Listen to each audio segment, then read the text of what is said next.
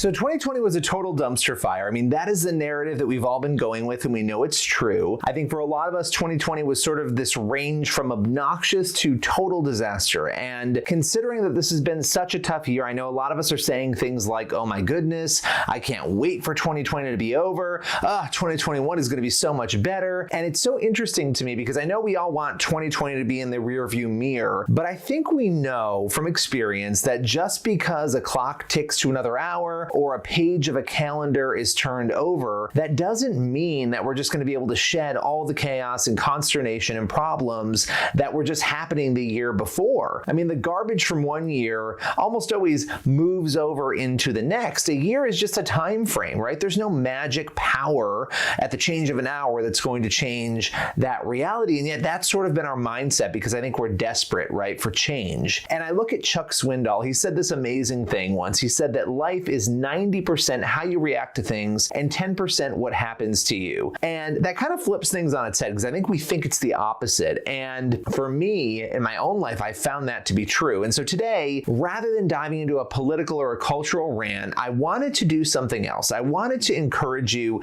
to get closer to God in 2021 because I believe that it can change absolutely everything, okay? So what are the steps that we can do? How do we make God a priority in our lives? And I think the first thing we can do is to read the Bible. I mean, I spent a lot of time in 2020 every day waking up, reading scripture, and it didn't change my entire life. It didn't change my perspective in every single way, but what it did was it better prepared me for the day. It centered me. It gave me truth. And the second thing I would say is pray. Okay, pray every day. I think we think our prayers need to be neat and they need to be tidy and they need to be done with our hands folded next to a bed. But at the end of the day, that's not the case, right? We can pray if we're doing laundry. We can pray if we're working out. We can pray wherever we are, okay?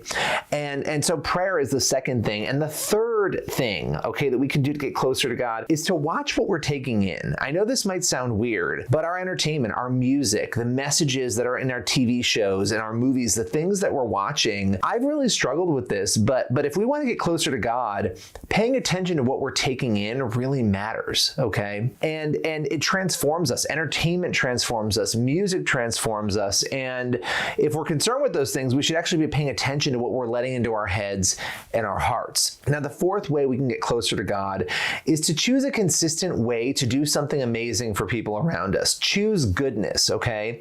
Whether that's helping people consistently, tithing, whether it's getting that Samaritan's Purse catalog and going through the different things you can buy for people in other countries, chickens and, animals, the things that people don't have, the resources they don't have.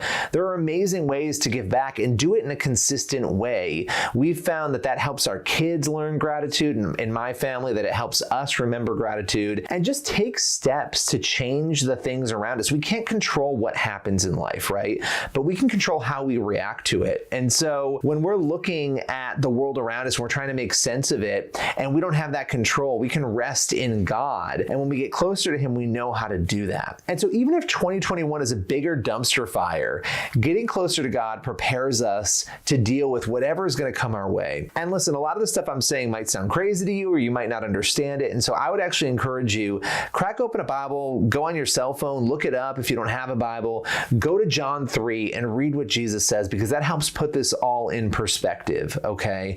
And I want you to have a merry holiday season and a happy new year and a great merry year ahead, because we don't know what's coming. We don't know, is it going to be better than 2020? Is it going to be worse than 2020? I don't know, but what I do know is that with God at the center, I am able to approach everything in a better, more cohesive, clear-headed way, and I want that for everybody. And so take those steps, read the Bible more, pray more, pay attention to what you're taking in, and take those steps to do good for other people and to live out the commandment to love God and love others. Happy New Year.